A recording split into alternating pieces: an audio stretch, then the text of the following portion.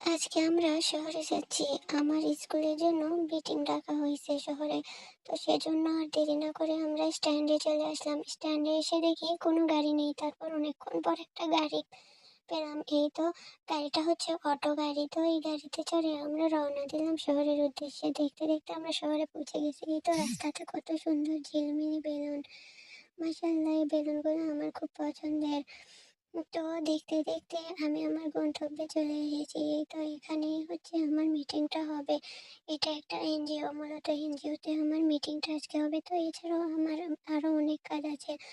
আমার আজকে ইউনিয়ন পরিষদে আমার জন্ম নিবন্ধন সংক্রান্ত একটু সমস্যার জন্য যেতে হবে। তো দেরি না করে আমরা ইউনিয়ন পরিষদে গেলাম। ইউনিয়ন পরিষদে গিয়ে সেই সকাল থেকে দুপুর ২টা পর্যন্ত রোজা অবস্থায় বসে থেকেও কোনো লাভ হলো না। সেজন্য কসমেটিক্সের দোকানে এসে কিছু কসমেটিক্স কিনে আমরা বাড়ির উদ্দেশ্যে রওনা দিলাম।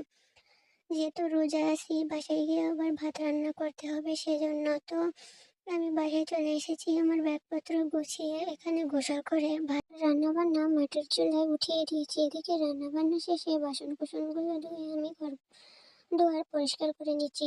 এদিকে আমার ননদ পাঠাতে তার ভাবির জন্য মেহেন্দি বেটে দিচ্ছে। তো আজকের মতো ভিডিও আর লং করবো না, ধন্যবাদ।